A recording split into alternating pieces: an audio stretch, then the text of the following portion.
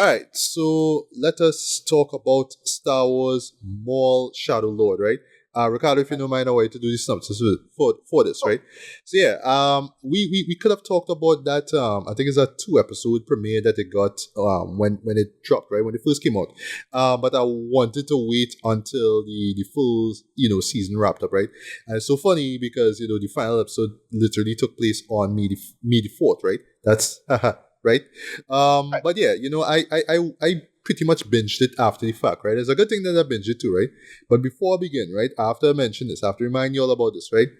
I have not watched, or I should say, I've only seen a few early episodes of Star Wars: The Clone Wars. I'm not talking about the Gen D one, but I'm talking about the other one, right? Just mainly because I've slipping my mind right now. What's his name?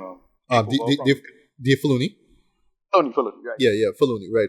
Yeah. So, so I'm not familiar with what happened to Darth Maul after Phantom Menace. That's the point again, that's right? I am not versed in all things Star Wars, so I have no idea what happened to him, right? But I know that he survived and, things happen, right? I will say this though, and this is just coming from somebody who has been following up on these animated shows, right? What Filoni has been doing on the animation point has been impressing me.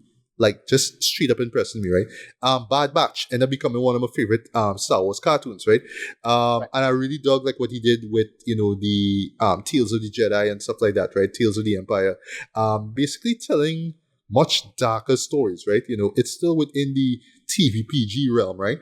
But in terms of tone, right, in terms of style and whatnot, they're pretty dark too. And I like how Filoni and just the stories that he puts out. I like how I like how they execute as well too. Right. The last one I believe I talked about was the one which centered on Cad Bane, right? His come up story, right? That actually worked, and that was a pretty like grimy, like neo-noir western story that was told there, right? So I'm saying all this too because I do like these, because I know when it comes to Star Wars, right? There's fatigue, right? There's fatigue that's been going on since the the new sequels came out, right? Well, the new trilogy, if you will, right? But yeah, as far as like just exploring more areas of the universe of Star Wars, I think that these animated shows have been doing a great job thus far, right? At the same time, yes, it is for the fans, and you had to care about these things. You had to be invested. So if you don't care about Darth Maul and all you know about Darth Maul is that Ray Park play him in 99, then okay, fine, this is not going to be for you, right? But if you at least like the character and how he moves and you want to learn more about him, then yeah, I would suggest like picking a show to do so, right? So long story short, while I don't see myself going back to Clone Wars to learn about what happened to Darth Maul after Phantom Menace, I still watch the show here and I got like a gist of, this is the end result of what happened in Clone Wars. Okay, I get that, right? And I guess if I care too, I will do more research and find out exactly what happened to him. But I think that this show is serviceable enough for me to be like, things happen. So okay, cool, whatever it is, right? Yeah. But yeah, I mean, again, this dark natured animated shows really clicking with me so far. So did it click here? Like, did it work here with this show? I will reveal that answer very soon, right? But yeah, Ricardo, if you don't mind, I want you to jump into the synopsis first, right? But yeah, have you been following up on these the Filoni like produced animated shows so far? Oh no.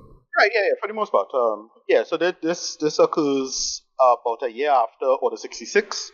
Right. Very, very, very, very close to the Bad Batch events. And what it does, it follows, I'm forgetting the name of the planet, but basically it follows this detective. Janix. Janix is the planet. Right, Janix, right. So Wagner Mirror playing Lawson, right? Yeah, well, sorry to stop you there, boy, but when I saw that credit, like, what? Like, Wagner, boy, Oscar nominee, bro, do you think? Yeah. Richard Ayoade, playing Two Boots, the robot, you have a robot friend. Yes. I only hear Indeed Learner from Garth Marenghi Dark Place, right? But we get some good voice actors. We have Dennis Eastwood playing Master Daki. Yeah, but dude, the moment you hear that voice, Dennis Allstate, you know him. Yeah. And then these are the two rogue Jedi who still coming out, hiding out on this planet. And then Sam Witwer himself playing Maul, and he's really good in this. Yes. And what they do with Maul is yes, he's still a villain. They don't try to make him some kind of anti-villain or anything like that. He's still a straight villain who's trying to justify things. I would argue he's kinda anti-hero in this show, but yeah, he leans more towards villain. He leans more towards We villain. did at the end there. He did at the end there was I know. just do some straight villain shit at the end there. Like, I know. I know. Yeah, but yeah, right. So this is Izara. This is like a student that he kind of into, and that is Daki's Padawan. They make a bunch of smart calls when making these side characters, and this is where, again, much like with Star Wars, if you don't follow this stuff tooth and nail in and out, it works actually. Where you kind of forget that they repeat this story like 4 or 5 times with Maul himself. Same thing.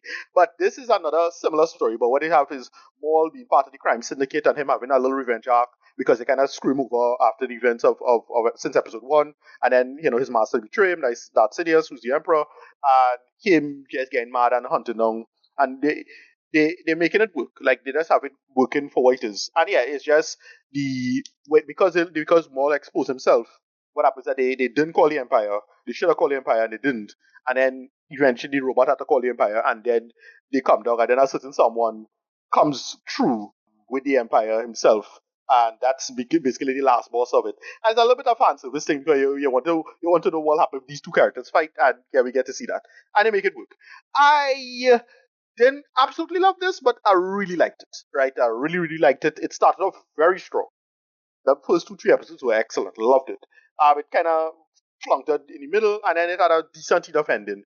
Again, a little too fan servicey, but still solid. And again, if it relies on you not knowing, oh yeah, right, they repeat the story like several times in Clone Wars. But if you watch it as its own thing and you just kind of ignore, it designed. In the end of the day, Star Wars is designed for kids and young people, so it's not expecting everybody to follow every piece of material. But for the most part, Filoni is somebody who will be conscientious enough to keep it in workable continuity and have it make some sense when it comes to the continuity. So that's about it. I liked it a lot. Solid characters, mostly because of Brandon Lawson and making him the POV character. It kind of remember when they did that in Daredevil season 3 in Netflix. Like they make another character a POV character, but the story reholds itself really well. And then him and his son was solid stuff, and then they build from that and they make it work. And what they do with them in the end, solid stuff. And like, yeah, I was invested. That is why this works, and it's really good. They have some nice little side characters, like when the Empire comes in, and you have this asshole kind of, I forget the fella name, but he's the Imperial officer. He's good. All the other side characters, they're good, and then they just tie together. And then a certain big someone comes through, and that is the big like cherry on top for all of this in terms of the action. And the action is good. Yes, you enjoyed it. Yeah, really, really good. I enjoyed it. Yeah, same here too. Didn't love it as much as I wanted to, but yeah, I really enjoyed this for what it is, right? For one thing, from a technical perspective, right, I feel like the animation has been like vastly improved, right? Because the reason why I never got into the Clone Wars in the first place is because of that animation, right? That sort of like marionette kind of look that it starts with us. Yeah, they're improving on this because it's the same technology, the same art style and the same tech, but they're really getting better and better over time. Agreed. And this show really shows it, right? For one thing, right? I can't be the only one who noticed this, right? But I like I don't want to say hand painted, right? But it has like when if we were to look at, let me just say like a virtual let me just say like a virtual painting, right? It looks like actual human brushstrokes, right? That's how the colors look at. They have a hand painted, or I should say a virtual hand painted look to it.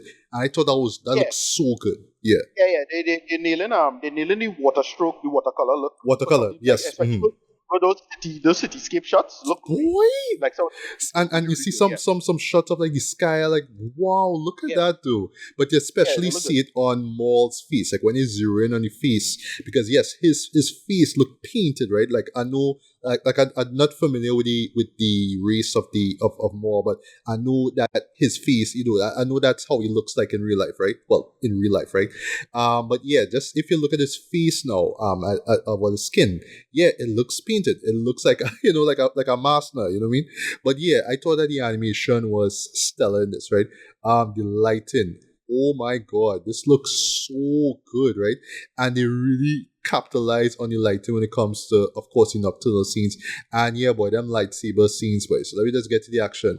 The fight scenes are so badass, boy. Wow. And this, like, every time is like 3 combatants together, I just like losing my shit though, because it's just how But beautifully that staged they first look, clash, boy. It's like, what? Like, yeah, what the is. first clash with Ducky and Devon with against Maul was really solid. Yes, Like, it was. It was. Yeah, the right there, there. yeah, the choreography is great though, and you could tell like it's not like, oh, we just having characters just clash, lightsabers. Now I think that they really sat down and figure out body movement and how a character would evade an attack and stuff like that. So they really put effort into it, right? Without spoiling anything, right? The final confrontation, the last boss, caught me completely by surprise, right? Yes, it is fan service, it is there, and I know people might be divisive on that. Because yeah, that character is just there for the fan service, right? There's a part of me that's like, they could have given the character a line or two to say. So the character isn't just there to just swing a sword around, right? Or a lightsaber around, right? But this character is such a badass, right? Especially the way how that character just wheels on you. It's like bashing you with that sword, with that lightsaber, though. It works. Already kind of spoiling, but he pretty much is like watching oh gosh, when they did Cal Kestis clash with him. That's all I'll say. Cal Kestis, he clashes with him in his scenario. Oh, and okay, it's very okay. similar. Right. That's all it, right. Yeah. very similar situation. So Yeah. it's like that played. But that's what the character should be in the context of the story. It makes sense. Yeah. But yeah, I mean, action sequences are great. Well, sorry, fight sequences are great though. Especially the ones involving the Inquisitors though. Okay, yeah, that's when you get that double lightsaber action, right? I just had to talk about Maul for a bit, right? Maul is a badass with that double lightsaber though. Like, my God, that dude to just rush in and just kill folks. I think, slight spoiler, in the second episode, I think he split that guy in two. That's all I'll say without spoiling. I think he legit split that guy in two. But it looks, they cut away from it though, but there's the implication that that guy got 7.5 though was kind of badass, right? But I like the fact that the show itself, like, yes, you have your action, right? And this last point about the action, you get some like car chase scenes, you get some shootouts as well too, and they all well done though, you know what I mean? Yeah, especially them car chases, right? Well, chases, if you will, right? Yeah, so well done, right? I like the fact just in general that yes, the show is dark, right? And it's very edgy, right? But never in an edge lordy, oh my god, evil wins because that's the kind of show, fuck you, that's why. No. It always has a sense of adventure and thrills, right? Even though there's tension, right? Another thing that really surprised me about this show, boy, is how fast-paced each episode is though. It wastes no time. At times, as I say last boss, at times it really does feel like you're watching a video game play out, right? It's like, okay, well, character here coming for us, okay, we need to get to here, and we have like an hour to get to there, because we need to get away because the Empire coming for us, but then when they're on the way, Empire show up and drama happens and all that kind of stuff, right? So yes, it has that sort of like fast-paced video game style approach to things, right? But it keeps you engaged, or it keeps you locked in, and you're just invested, right, from start to end, right?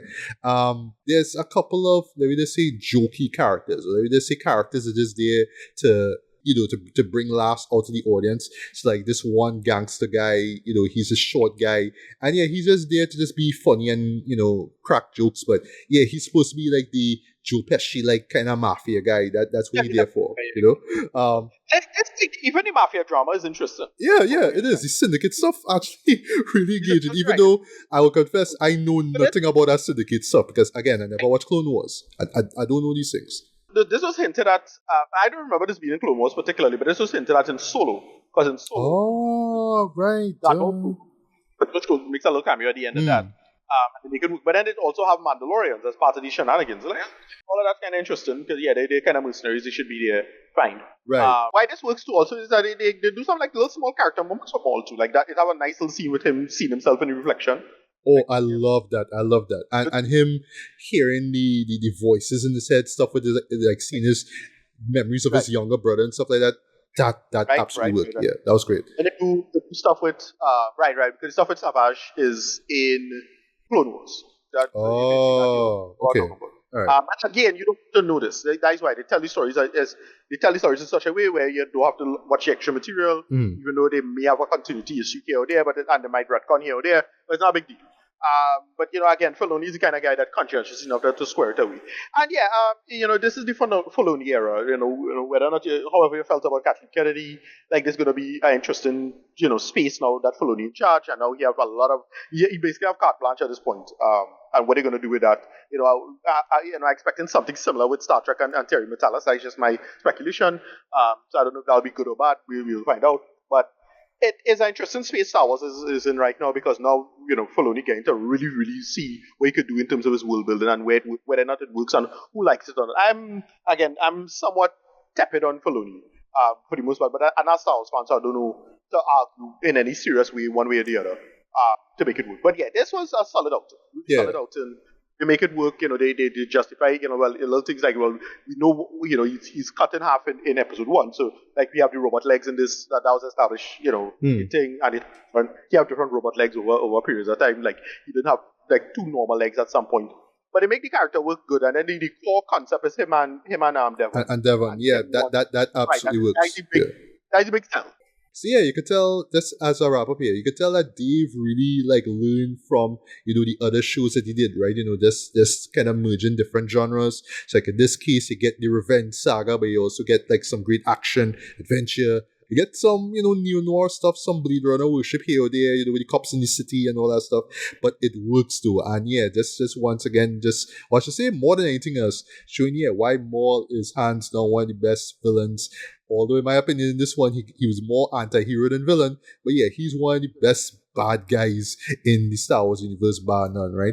So for me, decent out of 5, thoroughly enjoyed this. I want to see a season 2 as soon as. But yeah, Ricardo, your final thoughts, Rita? Yeah, I was happy with this overall as a project. I really hope we do get, again, it's Filoni in an interesting space now. He's a somewhat precarious space following up from Kathleen Kennedy. What are they gonna do? Where the fan base how the fan base going to receive him. The fan base is, again, I don't know how the fan base feels about him, but he makes the material work and somewhat largely engaging. Like he's a ascended fanboy, so he works.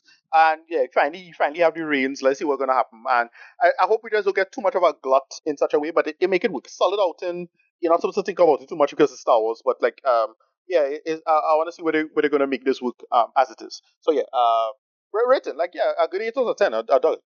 Alright, so let us talk about Mortal Kombat 2. We might get into a few minor spoilers, but trust me, that last 3-part, deep dive into, the last film that I did way back in 2021, this is not going to be that at all, right? So, quick preamble, and then, Ricardo, you could do a synopsis, right? So yeah, 2021 happened, I'll just kind of recall the story, right? Yeah, this was around the time when the lockdowns were almost out, were on its way out, basically, right? Yeah, I had nothing to do on a Sunday, so I went watch a movie, and as I was on my way home, I started to think about the story even more. I was like, no, this does not work, and this movie is terrible. And I just pretty much put it out there. It was terrible. I did a spoiler-free review of it afterwards, said it was bad, right? And then, because of how the nature of movie releases was back then, yeah, the movie literally came out a week or 2 afterwards, right? So I was able to do a full spoiler review of it, right? And yeah, we just broke down why the show didn't work at all, right? So here's the thing about the movie, right? Just going into this one here, right? So I did a recap of the first one, right? Well, the 2021 one. And it's still trash. It is still trash, right? But I could understand why people will enjoy it, right? If you go into these movies in general for the stylized fight scenes and the fan service and the bloody kills and all that kind of stuff, you will enjoy this, right? You could shut your brain off and you can enjoy it for what it is, right? But at the same time, and I know we're talking about video game movies, right? I understand when it comes to video game movies compared to something like, say, comic book movies, right? You don't have to try so hard when it comes to story, man, because it's all about the characters and making them feel authentic. It's all about the moves and the fights, man, or whatever it is, right? Or, when it comes to fighting games, right? You don't have to think too much about story, right? But I'm sorry to say, but kind of have to tell me a coherent enough story. Like, sure, it doesn't have to make 100% sense, right? But it had to be coherent enough for me to be invested, for me to care about the characters who are fighting, right? I shouldn't like watch these movies and just be like, oh, well, the fighting is cool and it's fun. It's okay. I like it because it's cool and it's fun. You still had to give me a story. You still had to give me something for me to care about, right? And you got that in the 95 film, right? Again, sure, it was that well, when it comes to the 95 film, of course, right? Yes, sure, it was that like an Oscar-worthy script there, but I'll make the comparison with this and this new movie here, right? But it was simple enough, and that's the key to it, right? It was simple enough, and yes, you could see the Enter the Dragon references here, and the references to other movies there and all that kind of stuff, right? But it was simple. I got a good bit of Big Trouble in Little China with this one. Right, but yeah, well, I was actually gonna bring that title up with this new movie here, right? But as I see it here, yeah, you got some Big Trouble in Little China stuff too as well, right? But the story was simple enough that even if you've never played the games, you could still watch that 95 movie and understand what's going on, right? And especially when characters are introduced to the story, they're not just there for fan service, they are there to add to the story. Like, say, Kano, or Goro, or Reptile, for example. So when it comes to the 2021 movie, Reptile was thrown in for the hell of it. I hated the fact that Goro was just thrown in to just fight Cole Young. That made no sense to me. Goro is one of the most dangerous characters in Mortal Kombat. And Princess Shokan, or whatever the dimension is, or realm, or whatever it is, and he just thrown in here to fight, Cole Young. That's what they do. You're serious? You know what I mean? And yeah, other like C tier Mortal Kombat characters were just thrown in there just to be killed. And that's the thing that just took me out of the movie, right? I speaking as somebody who actually recapped that 2021 film in preparation for this, right? So yes, you can make the argument, right? And I kind of selling myself out here one time, right? Yes, you can make the argument that, the fight scenes are cool and they're as gory as we always wanted them to be since 95, man. But that's the point, isn't it? Yeah, okay, fine, but what about the story? You could give me a story that I could care enough about the characters, so when they are killed or they kill people, I could feel more satisfied, right? But that's just me, though. But yeah, Ricardo, and I'll expand on this a little bit later when I get into my review, right? But yeah, Ricardo, yeah, how do you still feel about the 2021 film? And then we could jump into this one here. Yeah, absolutely hated it. They had a bunch of baffling calls. They basically made one big baffling call that don't work at all. It built off of something that people were kind of fans of, and they run it into the wrong direction, which is the whole, you're going back in the past and talking about Scorpion, because Scorpion is the most popular character, and, they try to make him kind of a POV character, and then they decide, in my humble opinion, infinite stupidity, make a brand new character who incredibly underwhelming and boring, and then connect him to Scorpion, but then don't do anything with that in any meaningful sense, and give him a clumsy way to get all these characters together. And I was like, you could just make any one of the human characters the POV character, and that would have been fine, right? In fact, and I kind of say it at the time, it's like, if it's anybody who should be the POV character, it should be Johnny Cage. And they could have make, I forget the actor who played Cole Young, Louis Tan, I want to say. He should have been he could have been Johnny Cage. That would have been fine. And play it like that. Nope. Make up some brand new character with an incredibly lame and boring power set, right?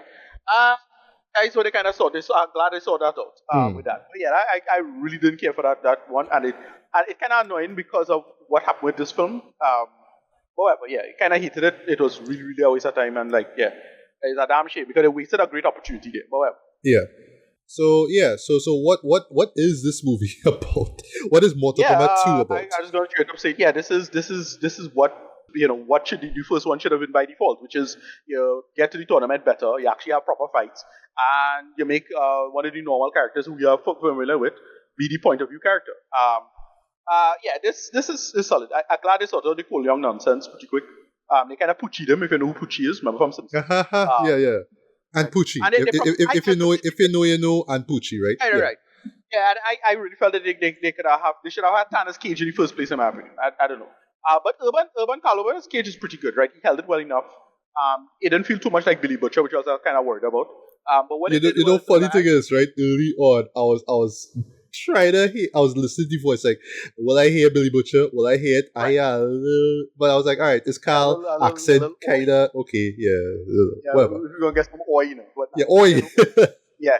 But they what they did was they did the a little bit of Big Trouble in Little China. That's why I kind of thinking of. But also I was thinking of Galaxy Quest.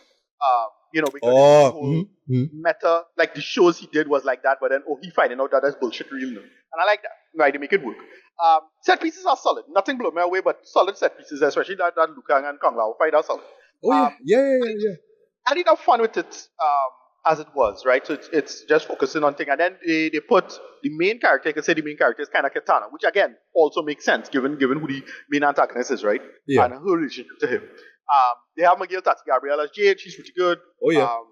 And it took me a hot minute to realize that both actresses were in Chilling Adventures of Sabrina. They worked together. Right. I forgot that. Right. Yeah. It's totally right. And it's annoying, as I said, and I had enough fun with it, but I'll admit that those couple of years are doing the heavy lifting, right? To be honest. Oh, you lucky you went in drunk, boy. I really wish that we weren't building from a deficit with this. If this came out 5 years ago, but I have two problems. One, this is what the first film should have been, and then it take 5 years to get a sequel. Yeah. Like, too much time. Too much so it had time. Me, like my way too much time passed, and it killed any hyper momentum for me, right? In my opinion, and then I feel like a climbing out of a hole, right? The momentum go on. And I really don't care to like build back anything for Mortal Kombat going forward. Because my attitude was like, if it's starting Mortal Kombat at this point, what the thing is, you had to catch up to the more recent stuff, not just remind me of the stuff 30 years ago. Because I think with video games, you kind of have to like hit the nail on the head when the game's out. You can't take too long or something like that. And like back when Mortal was out, when Mortal 3 just came out. I think Ultimate just came out, so like when the movie just came out, it's like, all right, I think it's time for doing that. But now how much time passed, and now you're still telling them that story. So I thought like by now, given when that came out, we should be like on getting to Chronica by now, right? Which is Mortal Kombat 11, or something like that, right? And that was the problem with this. Like I just really don't care because they're gonna take too long. Like I'm sure they're gonna do it and they'll do it anyway as it is. But yeah, it just fall flat because yeah, right. The last film came out in 21. Yeah. Right? Mortal Kombat 11 came out in 2019. I was like, yeah, they should do something to lead up to that almost immediately, to get to that point. Like Mortal Kombat 11 have a real good, like, its own story and it evolved the conceit in more interesting ways, and it had a bunch of like weird time travel shit like in the story, then to get to 11. And that's my problem. Like I just could not they're taking too long. And so I have no like when they're going to make the next movies now, like it's going to take forever, another 5 years. That's too much time. Yeah, and a third one has been greenlit, of course. It's just a question of how long we have to wait, right? I know this making decent enough money because these movies are reasonably cheap. Like for the money, for the budget, they don't look that bad, right? To be fair. True. Right. Yeah. But like, but the thing is, like, I really annoyed that they do that shit with Cole Young because now, the Cole Young stuff in its own conceit don't really work, right? I would admit, I would say it's kind of pointless now, seeing what happens, but right. that's No, just but me. what dumb about it is that no, it wouldn't have been so bad if it was just him by himself, but he's connected to Scorpion, so like, yeah, what's going on here? Whatever. I'll make a slight spoiler about that, but you go on. Yeah. But that's about it. I can't get mad at any of this as it is. It's just too little, too late. It's a damn shame. But as it was serviceable. It's fine. Right, but I'll admit I was a little bored, and it needed to do this a little better. But if we got this 5 years ago, I'd be like, yeah, I would be way more excited. This is a damn shit. Well, I'm too old, so it don't really fucking matter. I'm moving. I like that. I'm too old for this shit, right? Yeah. So I love the fact that you did not give the synopsis. So allow me to work it into my thoughts on this, right? I'm gonna try to keep things as spoiler free. I'll just mention a couple of spoilers, right? But too major, right? So yeah. So starts off very interesting, right? You're seeing Katana, she backstory, how she, her relation with Shao Kahn, who is the main villain here. And yeah, how he, kickstarted this whole Mortal Kombat thing, the whole idea with Outworld, achieving, 9 victories and, the whole 10th one, all that kind of stuff, right? Which has always been the basis of like these stories since, these games since already start, right? So okay, right? It starts off decent enough, right? Then you get the Johnny Cage stuff, and I do like how he is introduced. All I'll say, just not without spoiling too much, it's very reminiscent of how he's introduced in the '95 film, right? But very, very, very, very self-aware. I really, really dug how they did that. And it absolutely works. I actually got some chuckles out of watching that, right? And yeah, Yeah. going back to what you said about the whole galaxy quest thing, I like that. Well, I mean, you saw it in the trailer, right? Him in Comic Con, at this booth, and nobody cared about it. It was like, oh, Johnny Cage, what you big like in the mid '90s? You know what I mean, all that kind of stuff. So it works, right? So yes, you get that Big Trouble in Little China stuff where, Raiden comes and tells him, oh, we need you for the tournament and blah, blah, blah, right? So all that good, but then, all right, so I'll just touch on Mr. Urban, right? Carl Urban, solid, great choice as, as Johnny Cage, right? I mean, yes, in our head back in 2021, we were thinking about the Miz, but the Miz is busy, right? The Miz right now, fighting Danhausen in WWE, and he hosting American Gladiators, so he have a hands full right now, right? But he had to show the kicks and punches too, so that's why Carl Urban is there apparently, right? But yeah, he works, he is the as a POV, well, assuming the POV character, this sort of question shit, right? And it works, right? But I would argue, like, as soon as he is officially thrown into the tournament, that's also without spoiling anything. That's when he becomes caught up in all the bullshit, and he becomes one of pretty much all the characters in this show, where they just feel like, yeah, like they are the characters in the game, and you know them as characters from the game, but it just exists as just characters from a game, just translated into a movie. You don't really get too much like character build up, character development and whatnot. They're just sort of there, right? And it really disappointed me. It disappointed me that Johnny Cage kind of just became the stock character in all of this, right? Because I'm not expecting him to just be wisecracking through the entirety of it, right? Of course, he had to get used to the absurdity of it all, right? But like his arc just sort of stops at a particular point, and he is just one of many people who are put in fighting situations, right? That's what it is, right? Case in point, his fight with Baraka. I mean, yeah, it was kind of funny seeing that, and yeah, you get some nice little quips here or there, but other than that, it was just like I'll say at that point, that's when he stopped. That when the whole self-awareness kind of stopped for me, right? He just sort of kind of threw his hands up and say, you know what, fuck it, like this is what it is, okay, fine, and he just rolls with it, right? And I've seen all this too, because when it comes to how he gains his power in the first place, right? So okay, so one gripe with the show, right? I don't want to stay too long with this review here, right? Is that it does cross-correct certain things, right? In particular, how characters get powers, right? How the people who, if you remember from the first film, were given this mark, right? Which Cole Young was born with, right? But other people like, Sonya or Jax, right? They earned it because they kill people, while they were fighting them, and then they got the mark, right? So Johnny didn't get the mark. He was just thrown into the tournament just like that, right? And it is never said why. It's just that Cole recommended him because he just saw a poster of him, and I know what I'm talking about because I saw the last film, I recapped it. Yeah, he just remember Johnny because he just saw a poster of him. And that's how the movie ends, right? He just saw a poster. It's like, hey, we're going to Hollywood. For what? And then they see the poster, and then the music comes in, right? I'll talk about the music in a bit, right? But yeah, so when you really think about it, Johnny is just brought into the tournament because he used to be an action star in the 90s. And then, like, say, for example, in the 95 film, where he just went on this tournament because one of his trainers, one of his mentors was like, yeah, you should go on this tournament, Jen, because, you will you'll rise in the ranks of big martial artists, right? No, in the original, that was Shang Tsung. Like, that was yeah, exactly, because Shang Tsung killed the mentor, right? But the point is, it was also because going with Johnny Cage's character, his ego is just like, oh, people think that you're not who you claim you are, right? So yeah, if you so if you go to this tournament, you can brag and boast, right?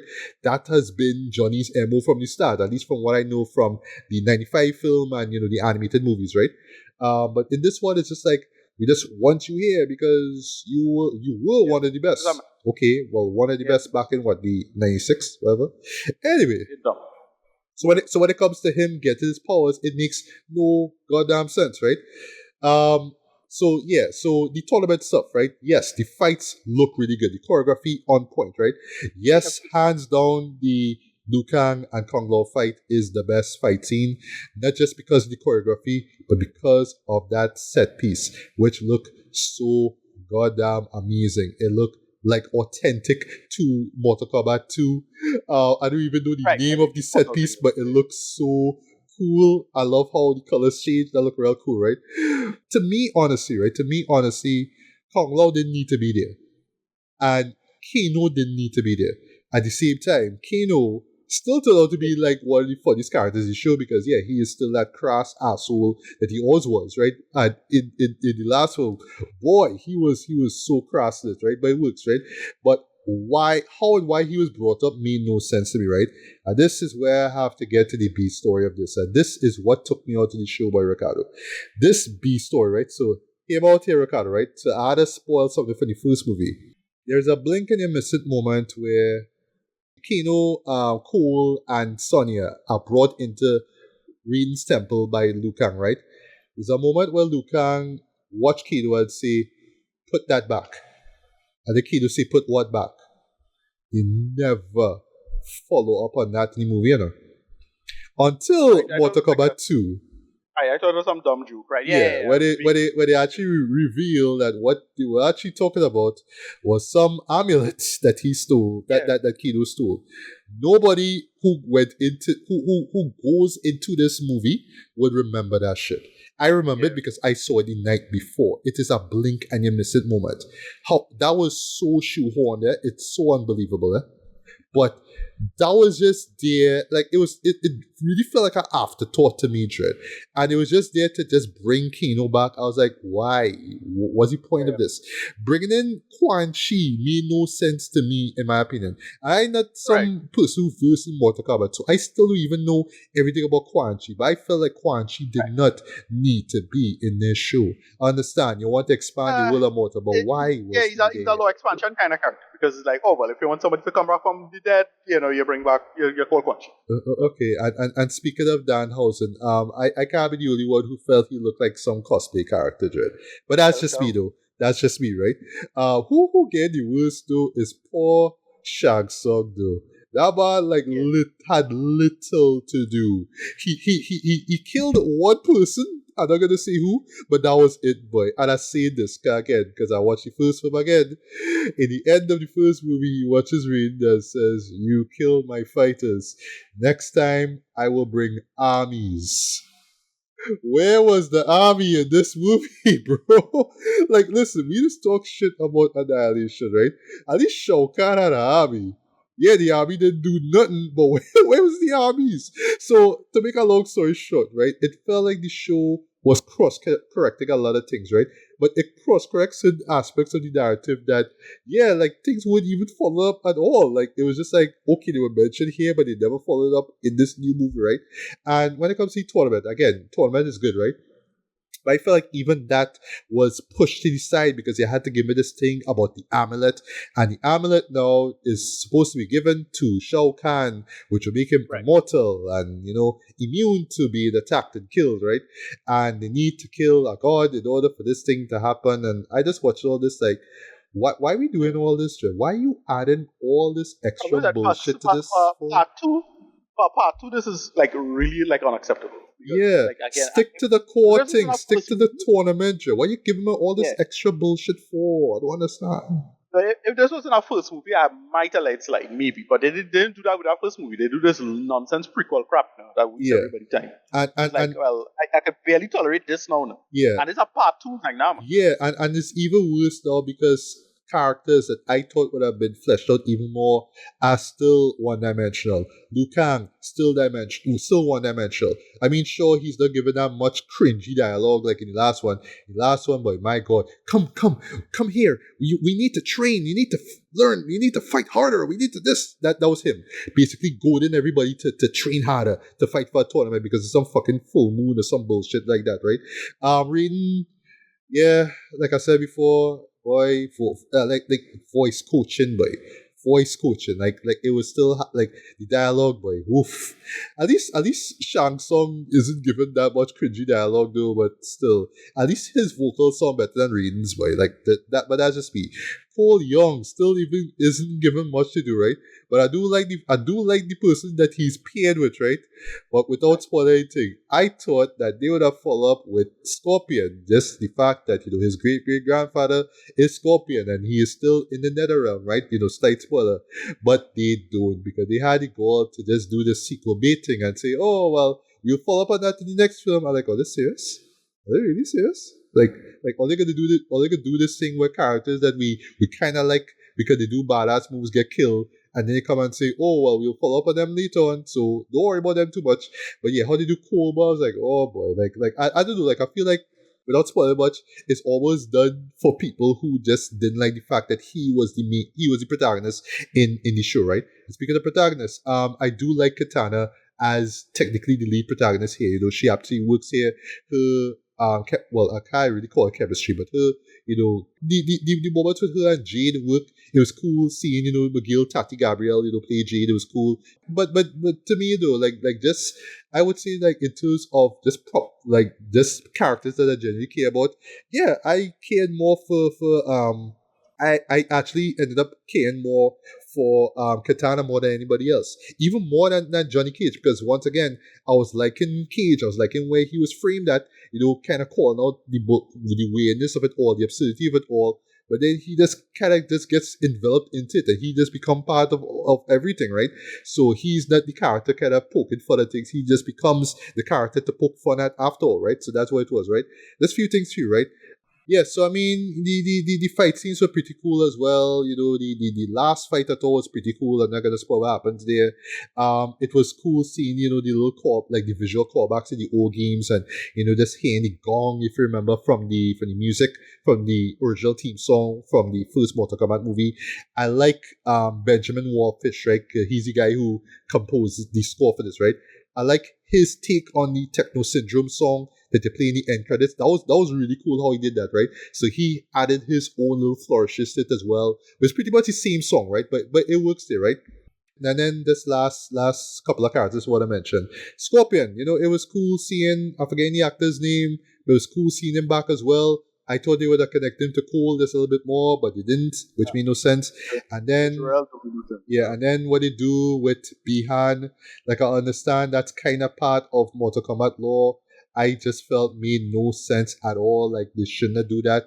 I get it's for the fans. I don't want to spoil what it is. I get it. It's for the fans, but it just made things even more confusing, right?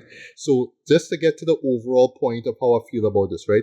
So yes, I can understand why some people like the film, right? Some people actually say they enjoy it. They find it's fun, right? And if you like the film and you find it's fun, cool. That's no problem, right?